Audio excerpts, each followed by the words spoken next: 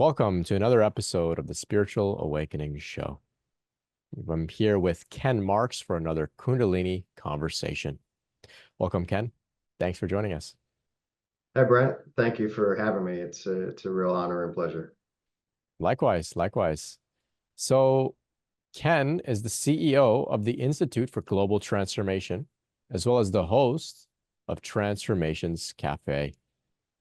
He's here with 16 years of Kundalini experience, a bit of an asterisk next to 16 years, because of course, as we were talking earlier, Ken didn't always know that he was going through Kundalini awakening. Like many of us, we put the pieces together in hindsight and realize, this has been going on for quite some time. So of course, we're going to unpack Ken's awakening experience and his Kundalini journey today. But before that, I just want to let you know a little bit about the Institute for Global Transformation, which is, of course, a worldwide community of change makers co-creating a tipping point that will usher in a collective conscious awakening for humanity. They explore the principles of ageless wisdom to support the development of your inborn powers to achieve self-mastery and a more abundant and joyful life. So as I mentioned, Ken is the host of Transformations Café. We got many great conversations with really fascinating people, and I'm honored to have been invited on for a show this coming Wednesday, September 25th at 8 p.m. Eastern. So hopefully we can connect more there. But for now, Ken, I'm really excited to find out about your Kundalini awakening journey. So please let us know, when did this all begin for you? Well, thank you again, Brent, and thanks for the mentions about IFDT. We hope to attract as many as people that resonate. So for me, as you mentioned, a lot of my experience has provided hindsight to see what was going on. But when I really realized what was going on and began to learn much more about it was about 6 years ago in the fall of 2018.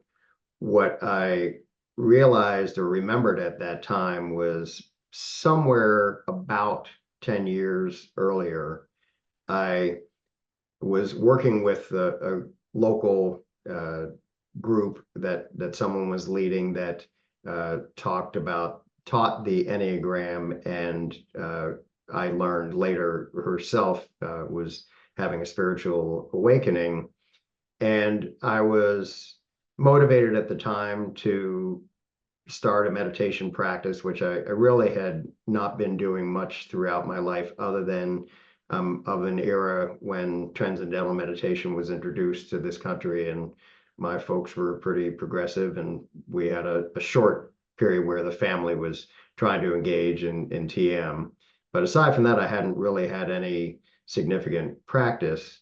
So I was meditating in my probably around the age of 50 or so, and I noticed that some weird things were happening, but they weren't too off-putting. My head would turn slowly to one side or the other, and but nothing too crazy. But one day I was doing that, and I was trying to finish the meditation, and I couldn't come out of that state of consciousness. And it wasn't a blissful experience for me. It induced some angst. And so I contacted the person leading this group I mentioned, and she said, "Oh, it sounds like you're maybe experiencing Kundalini, and well, you need to ground yourself, so try walking down the street barefoot."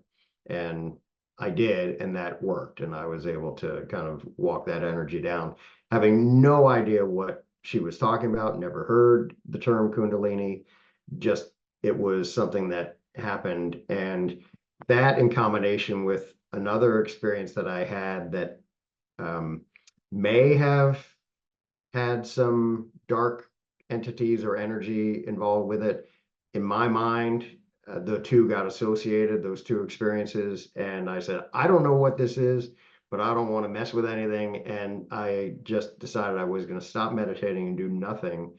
And I was so successful at that that I completely forgot any of that had happened for years. And then what triggered things in the fall of 2018 is I discovered a book that I had put in a Kindle library called 10-Minute Mindfulness. And I just had a kind of a ongoing desire to be more mindful, and it fit with a larger pattern of kind of spiritual exploration and seeking. And in that book, one of their prescriptions for developing mindfulness in short 10-minute kind of focus sessions was to establish a meditation practice. And by then, some of the now very well-known meditation apps had been introduced on the market. And that's where I first learned about the app called Calm, and was doing their guided daily meditation called the Daily Calm. And that's, again, those are 10-minute guided meditations during which maybe there's 3 minutes of silence where you're focusing on the breath. And the physical Crias started happening during those guided meditation sessions through the Calm app. It was then that all of the history from years before came back to memory, only something at that time in 2018 just moved me in some way to not be afraid again, and to just kind of go with it, allow it, and see how it unfolded.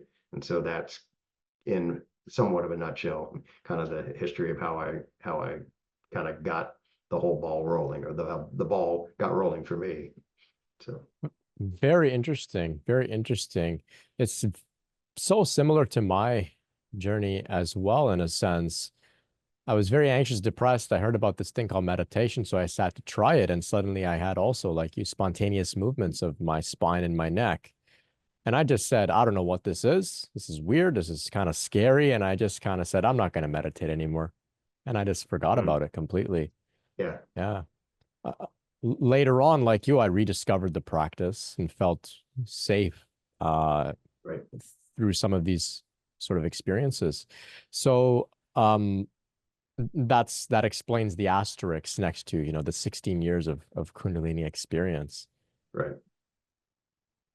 So you knew about Kundalini because your teacher or that the facilitator of that group had said, hey, it sounds like Kundalini, go walk barefoot. At that point, once you found relief, you didn't feel inclined to do more research? You just kind of shelved the whole idea? Yeah, and I think, and what I also discovered those many years later was that that person loaned me a book about Kundalini written by Dr. Bonnie Greenwell. But I shelved the whole thing, and I think it was because I paired the experience that I had of not being able to kind of return to quote unquote normal, with this weird experience that I had. I ended up having back surgery, but tried alternative therapies prior to that. One of those was hypnotherapy, and something strange came out of me under that state of consciousness. And I had never heard, I certainly didn't think in terms of what I was articulating. And the therapist said, well, there are dark entities. And that's so the fact that I put those two things as potentially being related, that was my motivation to say, I don't want to have anything to do with this at all. For whatever reasons, that was the strongest force and energy at the time for me, was to say, just leave it alone. Don't mess with it. And you don't know what you're getting into, so just leave it alone. That unfortunately staunched what otherwise I think is more of my kind of approach to life and personality, to be curious and to try to gather up as much information and knowledge as I can in that way. But for that one, the fear was dominant over the curiosity. Right. And that makes sense. I mean, this stuff is so far out and unusual. Yeah. It's only natural to be afraid. I can't blame anyone, really. So you find the Calm app, you begin having some more spontaneous Krias. Are the Krias similar to what you were experiencing before? Are they different? Um, Different and much more pronounced, both in forms, various different forms, as well as intensity. Mm. Um, so had lots of things happening that, well, I want to go on a slight tangent just to put how the filters that this experience is also coming through. I did not have any real significant religious upbringing, no organized spiritual teaching or learning, and instead was very oriented to Western science and medicine, and spent the bulk of my childhood and then into my mid-20s intending to pursue a career in science or medicine. And then in my mid-20s, changed careers to healthcare administration, but spent my career working in academic medical centers. And so was surrounded by empirical Western science and medicine, and really thought that was the logic that should govern life in the world. And other things were kind of interesting in an entertaining way, but I really didn't have much space for things that um, might be called woo-woo. Right. And so then these things start happening to me. And as the Crias grew in variety and intensity, I still had the challenge of my program mind of, up to life up to that point, that I lived in this kind of weird state of, I know I experienced these things, but would find myself questioning and doubting whether they really happened or was I making them up. And it wasn't, and those that has changed over time since. One of the things I remember that really kind of helped me see, wait a minute, this is real, is I found a person that posted a video of themselves while they were experiencing one of these Crias. They posted on Facebook, and I looked at that video, and even though I never filmed myself, I knew watching that person was experiencing what it felt like I was experiencing. And that was one of those kind of, well, okay, this is real. But that dissonance is also one of the very significant phenomena that I experienced, just like, well, did this really happen? Even though I knew damn well it did, and it happened for at least a 2 to 3 year period. Every time I meditated, almost every time something would happen, and those kriyas included much more significant physical movements, things. I'm sure you're familiar with the term, and maybe the audience will be mudras, but just Yeah. kind of spontaneous hand or finger positions. I had, my eyelids would flutter. I had breathing, spontaneous kind of prana breathing that I didn't know what any of this was. It was just happening. And vocalizations where I would either just emit sounds or carry on as if I were speaking, but in a language I still don't know what it is. But it was very conversational, and I think there was also probably some type of channeling. I know at times I would be speaking in English, but with an accent, and kind of as something else coming through me. So it was a lot of things happening that I had to continue to say, just let it go. Just keep going with this. It's not anything to be afraid of. Let this happen and unfold. And while also trying to learn more about what the heck's going on, Yeah. and So, fighting the proverbial "Am I going crazy?" question, because that's always going to yeah, be there, I think. and that's a huge one. And that's uh, perhaps the most powerful motivating factor for me doing this work is to showcase people like yourself and say, hey, we can't all be crazy in the same way. If we're making it up, we Right, can't all be right, making up the same stuff, right? right. So thank you for sharing about your experiences, because I know others out there will listen and say, hey, yeah, this I'm not the only one.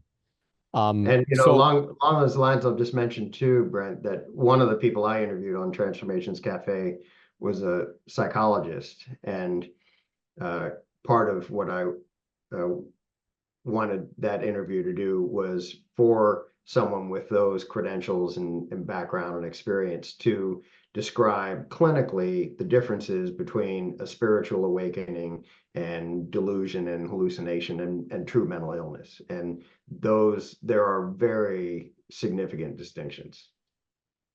Right. And it seems like more and more research is coming out to validate this distinction between spiritual transformative experiences and what we may call mental illness. Right. And hopefully that's more validating for those who are going through valid spiritual experiences that have been, labeled, dismissed, judged, diagnosed in ways that haven't really been helpful for them. So Yeah. it's great to see this. So you said that you were meditating and having these spontaneous Kundalini phenomena, the spontaneous movements, the Crias, the vocalizations, the mudras for about 2 to 3 years. Now, have you now connected the dots? You're going through Kundalini awakening? What happened was I started searching, just doing Google searches, and when I put in symptoms, I think is how I kind of started. I was like, why when I meditate, would my eyes flutter spontaneously? That something like that. And somewhere in that process, the term Kundalini popped up, and then the light bulbs started going off, and I remembered the experience from a decade or so earlier. And I came across a couple of resources. One was a gentleman named Dr. Lawrence Edwards, who's a MD in New York, and I actually spoke with him directly over the phone, and then he kind of guided me towards some other resources, and then the resources just kind of continued to unfold. But I became pretty adamant about trying to learn more, and I think one of the reasons I was excited to discover you and the work that you're doing, and my willingness to share this is so that we can kind of shortcut for other people and not have to just fumble through Google searches, even with the advent of AI. That there are resources now that are much more helpful to provide answers and not have to hope that you kind of stumble into them. But yeah, I don't know if I answered your question. I'm sorry. Yeah, that's okay. That's great. Yeah. So I like to think of it like we're leaving breadcrumbs around for others to pick up Mhm. on. The more Yeah. we can leave, the easier it can be for others to find it. So you mentioned Bonnie Greenwell and having her book being gifted to you, but you put it on the shelf. Did you eventually come back around to explore her work? Yes and no. I actually never read that book, and I'm slowly making my way through uh, the last book credited to her writing, which her family produced posthumously. She passed a couple of years ago, but I heard her interviewed probably on Rick Archer's Buddha at the Gas Pump show, and uh, those interviews moved me to try to contact her, which I did. And so, and I mentioned to you before we started the recording that I ended up having a one-on-one session with her, for which she asked that a kind of intake form be prepared prior to our meeting. And if I consult notes during this interview, I found that document from it's just a little over 4 years old now, I think. No, yeah, a little over 4 years, August of 2020. Um, Learning about Bonnie, meeting her, having that was probably one of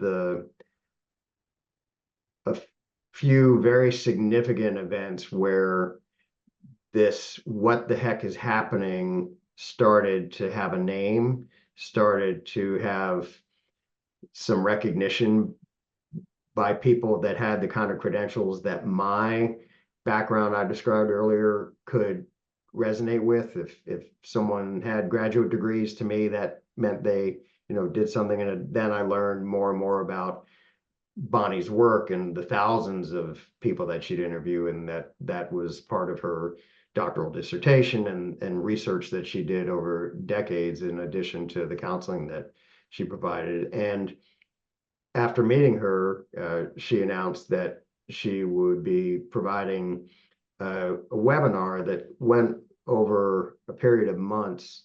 And it was, I can't remember if it met once or twice a month, but it was a group of about 30 of us, people from many parts of the world. And Brent, that was the first time that I connected in any way with other people that had similar phenomena experienced in their lives under the guidance of this well-respected and very knowledgeable person, Bonnie Greenwell, teaching us as a group, okay, this is what my research over 30 years has found. And if you're experiencing X, Y, and Z in each of those classes, if you will, she would review another aspect of Kundalini awakening. And it also helped to reinforce for me that she would say, well, here's in this context, like here are some of the psychological manifestations, for instance, and she would identify them and describe them. And I could go down the list and check, the majority of those. And it helped reassure me that what I was experiencing was legitimate and recognized, and something that people all over the world are experiencing and have for probably the history of humanity, at least in, by the time we got a brain and a mind and a way to relate to our higher spiritual self. So that was all also hugely important. Sadly, Bonnie received a terminal cancer diagnosis during that 4-month course, and she was able to finish it, but that was the last such offering that she was able to provide while she was alive. And so it made it that much more special too, to have had that chance to have met her. And then things continue to unfold, and the pieces also keep connecting. And so, as you may know, the presentation that I discovered you and your work through Spiritual Awakenings International, their co-founder, Dr. Yvonne Kaysen, was part of the seminal Kundalini research network that Bonnie formed. And so Yvonne was a part of that work as well. So it was kind of neat to make that connection too and see, oh, okay, these are some of the OGs, So it was neat from that perspective too. So didn't read Bonnie's work, but I got it firsthand and got to experience her teaching. And she was just such a beautiful soul, just a loving, caring person that also was very nurturing through this, because she's so well understood, both from her personal experience and throughout her work, the things that you and I are talking about, and that you've done such a nice job of capturing and showcasing in your resources, that it can be so difficult to have this type of experience, and to have someone provide that just loving reassurance that, no, you're not going crazy and this is normal. And then some loving guidance in terms of, so just continue to relax, allow it to be there. It is often described as an intelligence or an intelligent energy, and to build the trust, that this is not going to harm you, and something is happening, and you may not have the tools to understand it. Certainly I didn't, having no background whatsoever, and yet here I am still, and continue to be grateful for it, even though it's anything but an easy ride a lot of the times. Incredible, incredible. It's nice to hear that you got to connect with Dr. Bonnie Greenwell like that, and benefit from her teachings in her community as well. The element of community is huge, is knowing that we're not alone. I think that's, of course, Kundalini itself is very challenging, but it's just so much more challenging when not knowing that the others are out there going through this. Yeah, and my experience was complicated further because during when it was still really unfolding, and I knew what was going on, but that was about it. Had a name, and I kind of understood what was going on. I started through the advice of Lawrence Edwards and others. I found 2 blocks away a transpersonal psychologist to work with, who I still work with. But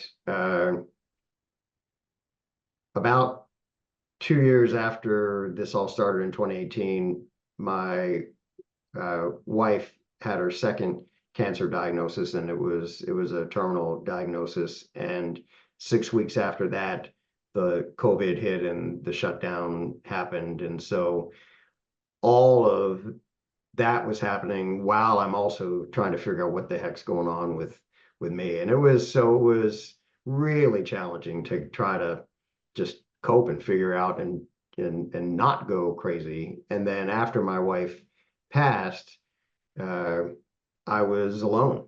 And so trying to figure that out. So back to this idea of community, that was a lifesaver for me, because for some period of time, we still weren't supposed to be out and about and socializing. This was still prior to any vaccine development and whatnot. And thank God for Zoom and the ability to connect with people, and working with IFDT to keep kind of that sense of connection and community, and the ability to find other people and say, hey, have you ever had this happen? And bounce things off of each other too. So yeah, it's challenging enough, but one of the things that we know now is that this type of experience, any SC, I guess, but certainly Kundalini awakening experiences, can be very destabilizing to many or all aspects of your life, as in the forms they were in prior. Relationships, employment, where you live, all that kind of stuff, what you eat. So it can all be changing in somewhat at the same time, and then to compound that with a significant loss, and then the craziness of a pandemic that was by itself was mind-boggling. It was a lot. Yeah, that's a lot to go through on so many levels, so many different dimensions of change. I know for many people, the lockdowns and whatnot, it seemed to have been a major catalyst in their awakening process, brought them into solitude. It almost sounded like a sort of a forced retreat in a sense, you know? I'm Yeah, curious, so you mentioned going through some difficulty, of course. I'm sorry about the passing of your wife. thanks. Must have been very difficult. With Kundalini, many people experience what they may describe as like emotional purging and purification. Was this a very clear theme for you, being able to connect between this upheaval of emotions with the Kundalini process? Well, with the help of the psychologist I mentioned, working with, one of the things that he shared with me fairly early on, I believe, was that this is all energy, as is everything, really, and that Crias can take their form as energy in any number of ways. So not just physical, but you can have emotional and psychological Crias as well. So yes, I had a number of emotional upheavals that were otherwise very confusing, and I wouldn't have understood what was going on. With this person's help, he was saying that those can also be part of this phenomenon, or just mental processing of things and the way that I was thinking about things, or being confused by things, or whatever it was. Because right now it's not all, I don't remember everything that happened, but I do remember that there definitely were physical, emotional, and mental or psychological components to this. Right, right. And so, in your experience, for those out there who may be in the midst of some intense kriyas, like you said, emotional, psychological, physical kriyas, what can you share with them? Some words of encouragement, some tips, some ideas, anything coming to you? One thing that I think I've learned, and one other thing that which we can get into more if it's relevant, but for over 3 years now, I've basically every week attended an online course with a person who teaches a lot of esoteric information that we refer to as the wisdom or the ageless wisdom, ancient wisdom. It comes with different labels. And among the many things that I've learned from that person is that we're on our spiritual paths. They really kind of follow the trajectory of an upward spiral. And so instead of just going in circles and reaching the same point on the circle and it's exactly as it was, we're going in a spiral. So you'll hit the same place on the 360, if you will, but at a different level. And so I'm saying this in answer to your question is what I think I have learned is to see process that I have become familiar with, kind of what that process is. So for instance, for me, a lot of this has involved just, it seems to be never ending shadow work is a term that's used, where we deeper and deeper parts of ourselves, our beliefs and our values that we may not even know we hold. Our assumptions about our roles in life and relationships with family members, for instance. I mean, so much of that is subconscious. And these are the types of things that can be brought up through this kind of energetic phenomena, and you're forced to deal with them. And initially they were very disorienting, destabilizing, could come with confusion and depression and a lot of anxiety. And then I recognized at some point that that was the prelude to a breakthrough. And that was a prelude to getting past whatever that thing was on that turn of the spiral.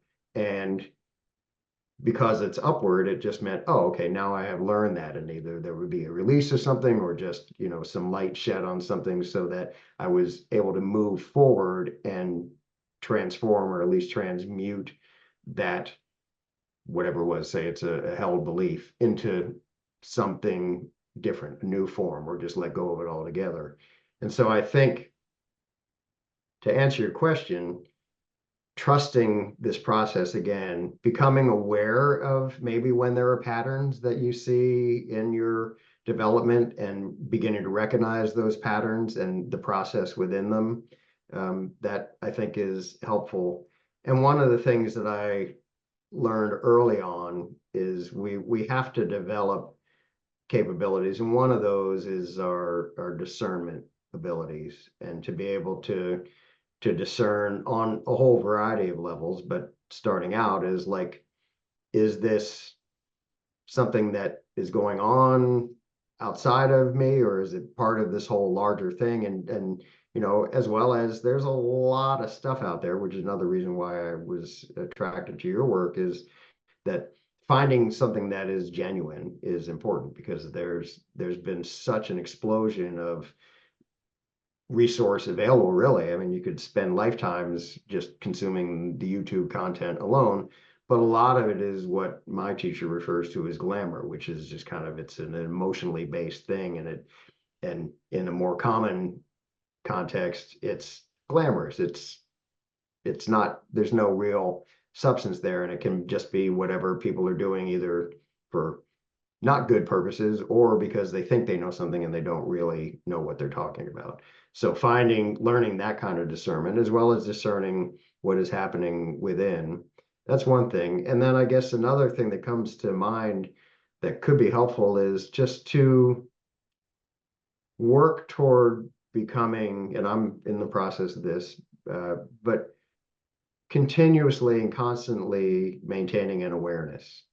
And that, I think, is that where we begin to integrate with our higher spiritual self more, and not trying in any way to diminish our humanness and the experiences we have as human beings, but that they're part of a much larger continuum that it's not hierarchical in terms of importance, but what we experience can also be observed all the time. And there are so many teachings kind of along these lines.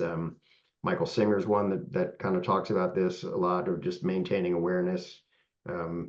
Philip Wade, who I interviewed last month, also, very similar themes, because what you'll find, I think, is what the wisdom teaches, at least, is that there is a truth. And for me, when I hear the same thing from multiple and disparate sources, and they all are kind of funneling toward the same thing, yeah, I think that's probably it. So one of those being work toward maintaining an awareness. So develop that kind of beginner's mind curiosity as you're seeing things happening, and instead of letting the fear and the ego run with it, you can get to a place where you're kind of saying, I'm feeling anxious. Okay. And just allow those things to be there.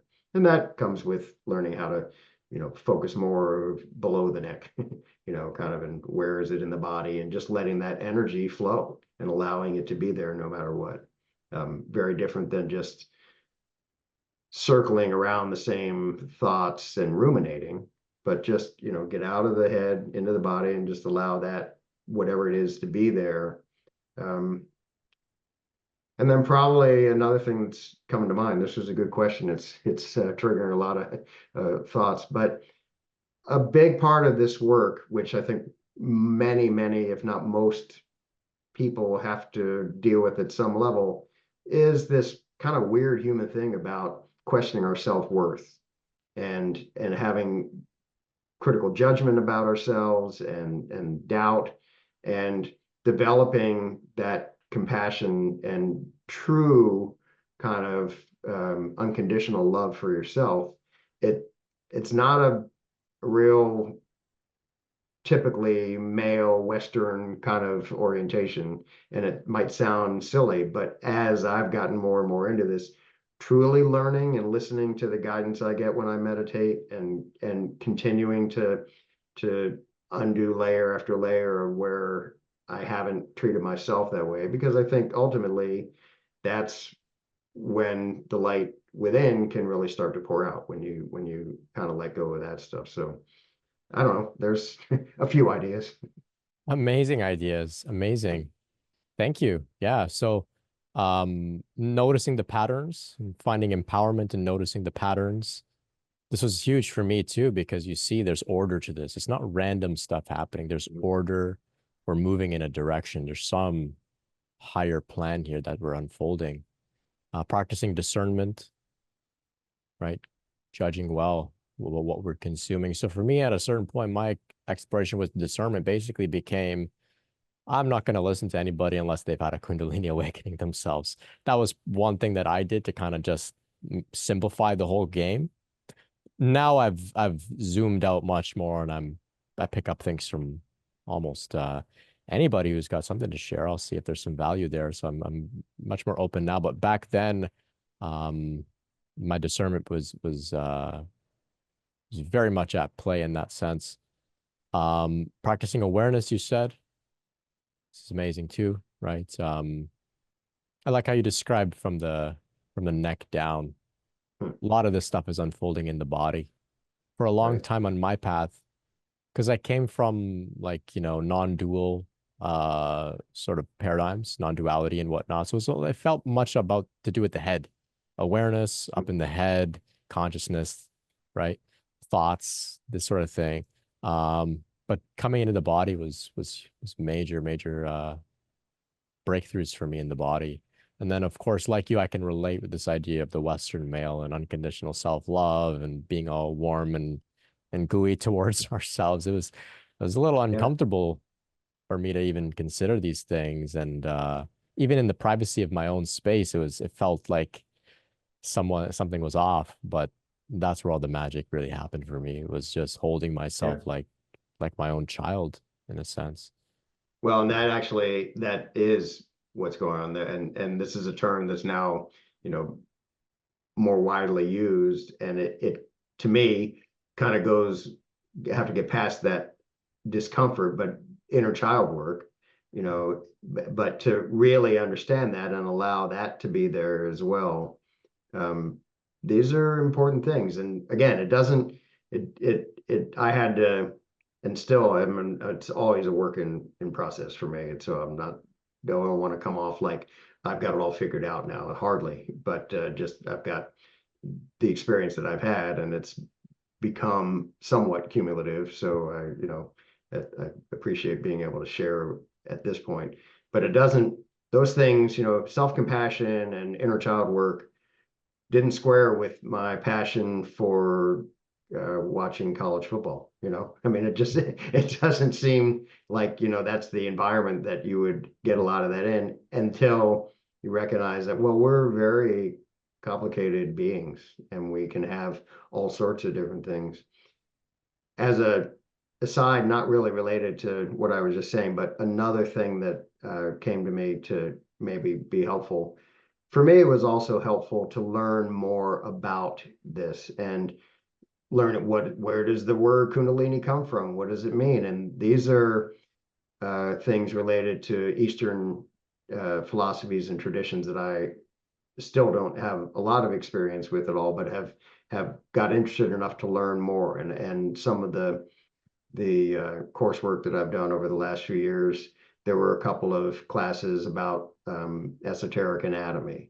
And so to have that information, so if something was going on, once I learned about these things called chakras, and I could imagine at least that if I was going through some kind of turmoil, processing something very emotional or psychological, for me, at least having saying, well, I guess, the energy is hitting a block in, some chakra. For me, tons and tons of work in the third chakra. It's just, then I think a lot of humanity is kind of, that's where we live from.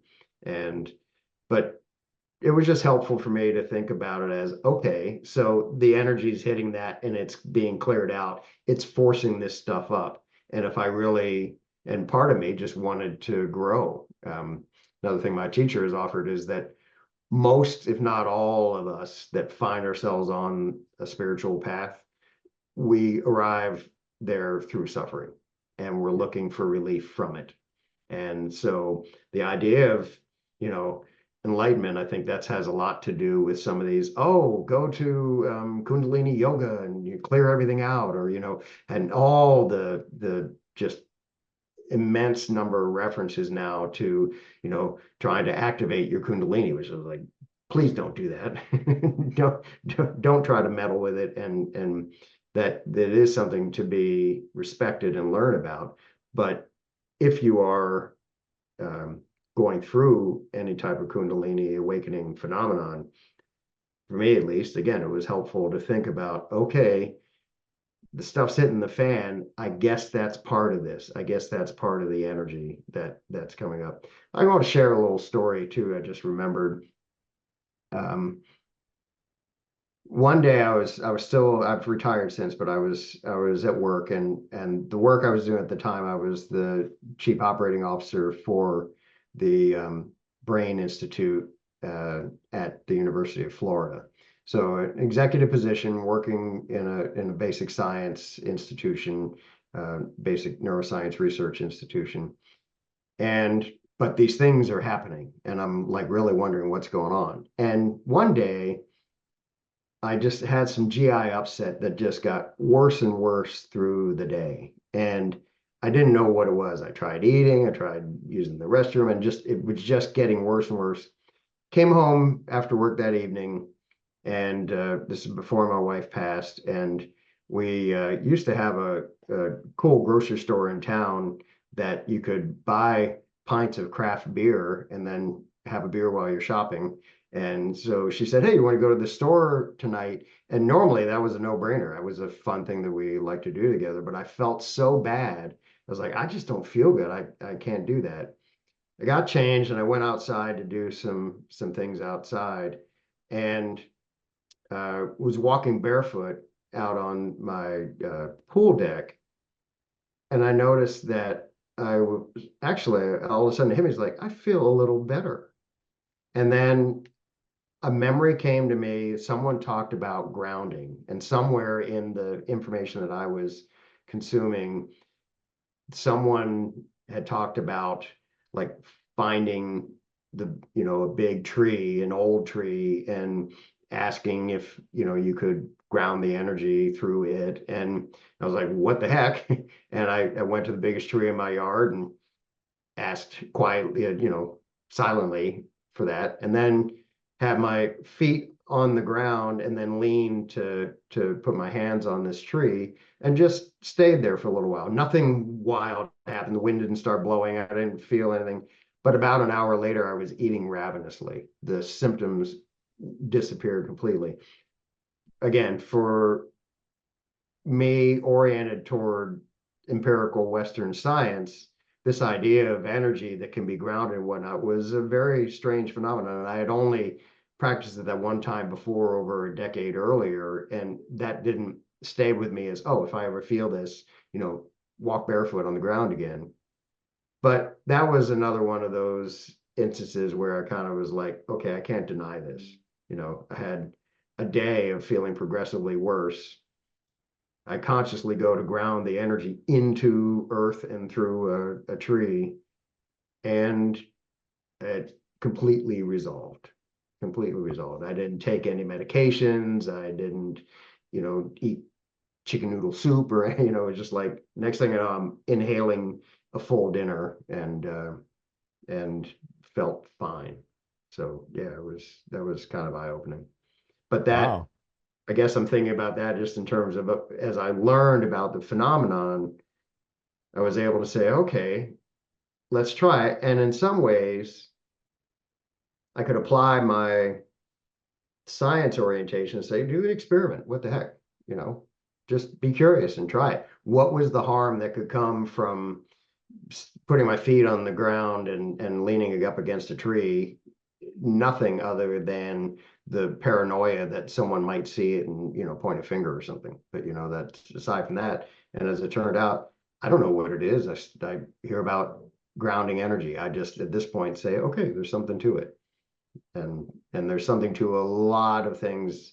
I have learned how little I know. Hmm.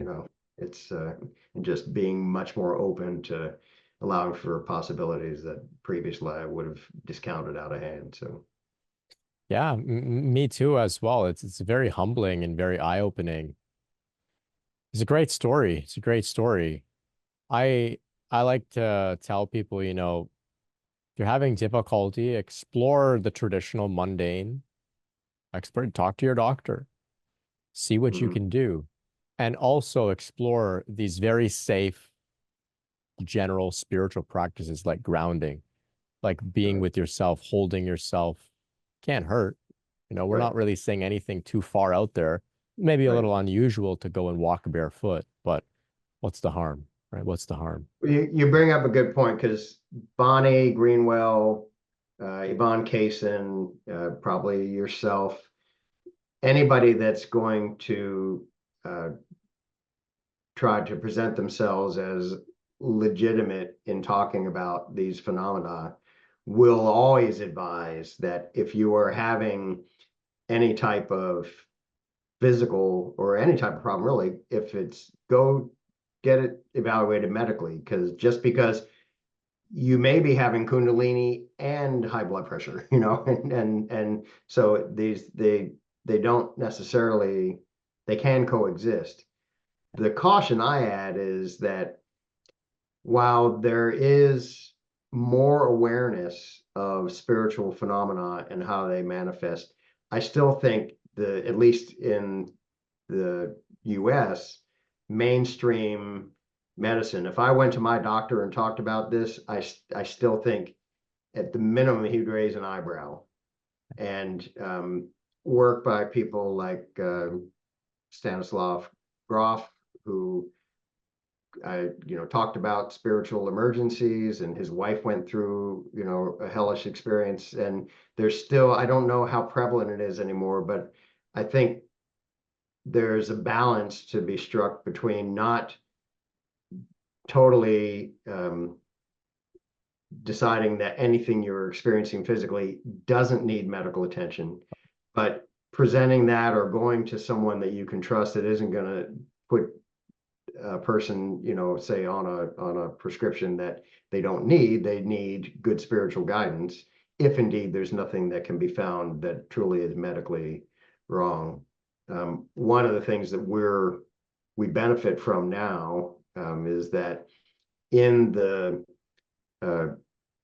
formal reference that mental health professionals use that has all of the official diagnoses for mental health problems or diseases, spiritual emergence, there are codes now that recognize this type of phenomenon as distinct from delusion or paranoia or schizophrenia or something like that. And so it's good. There's been progress, but I just think I would never want to discourage anybody from seeking medical advice. At the same time, understand that you may hit some resistance and put some thought into how you're presenting what it is that you're presenting. And we also have lots and lots of information available.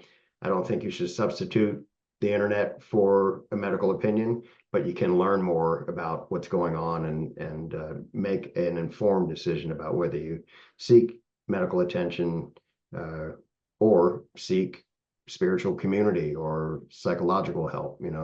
Again, like a transpersonal psychologist can be extremely helpful through this process. So, my Yeah, 2 cents. yeah, great. Thank you. And this is the aim behind KundaliniAwareness.org, where we've doing our best to put together a catalog, a directory of licensed mental health professionals with their own lived direct personal Kundalini experience as well. Yeah, like in the DSM-5, they do have some categories. I think they refer to it as a spiritual problem.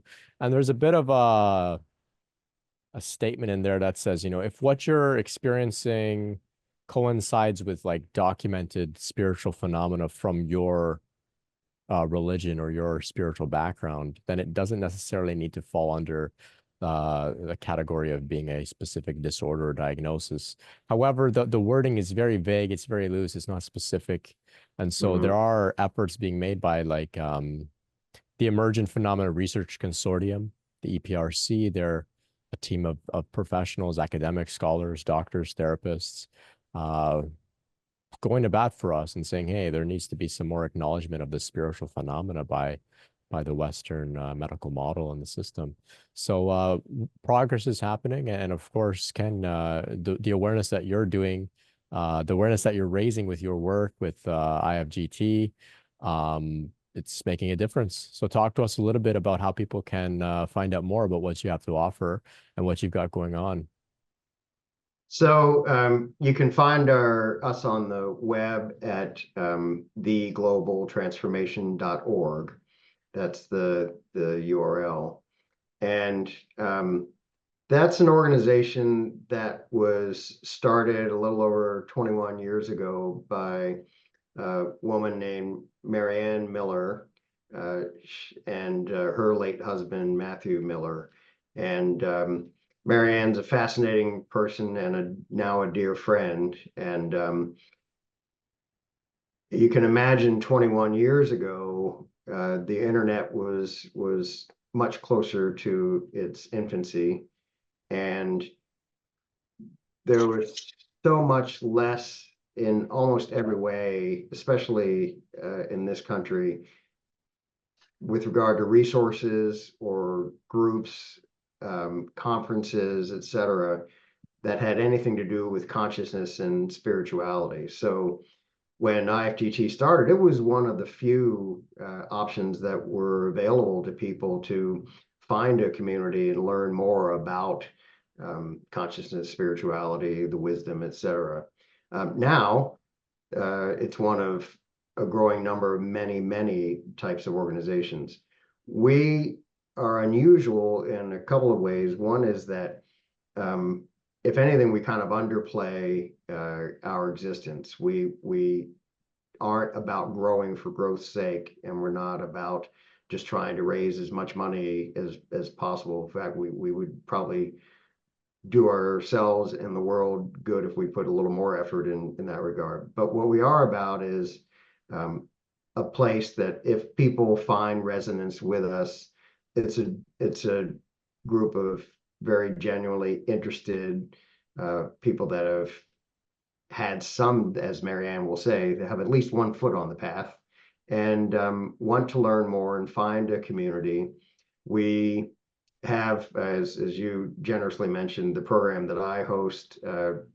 Usually it's a monthly interview program that goes an hour, hour and a half, Transformations Café. And we structure that to be an interview in part, but it's available for people to join live, and they're invited to interact with our guests. And so it's more of an audience participation conversation than just this straight interview.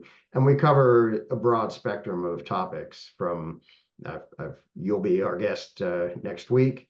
So we'll talk about spiritual phenomena, but a month or two ago, we had a quantum physicist on. I've had physicians and other scientists as well that can kind of cross the boundaries and help us explore things, as well as trying to explore more about the wisdom, because we're trying to find balance by presenting the wisdom in more formal, even esoteric forms, but bring it into kind of our everyday language and everyday life and affairs. So that's one thing we do there. We have another program where one of our volunteers, Lerita Barrett, in fact, she just had her monthly program last night. She is teaching the ageless wisdom in the context of Lucille Cedar-Cran's work.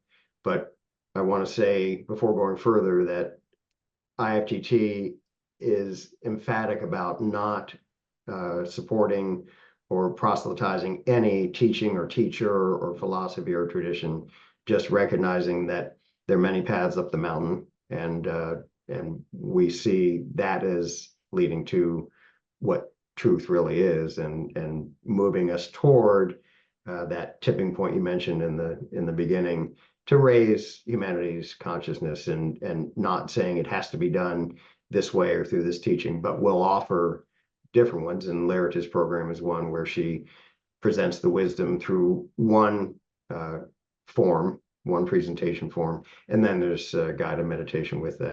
And then the other program we do currently is once a month, we have something called Spiritual Happy Hour Conversations, and it's a time for people to come together on Zoom, and we'll usually have a topic to get the conversation started, but its real kind of character is what we were talking about earlier, of having a community and creating a space where people can share their experiences and feel both safe in doing so, as well as being able to maybe get some feedback or just affirmation of, yes, we've had these experiences too. So those are some of the things we're doing. We have a YouTube channel. We've got scads of articles on the website that are available too. So it's a good resource, and we might send a couple emails out a month, but it's not going to be the kind of thing where you're getting barraged or beat over the head. It's pretty low key.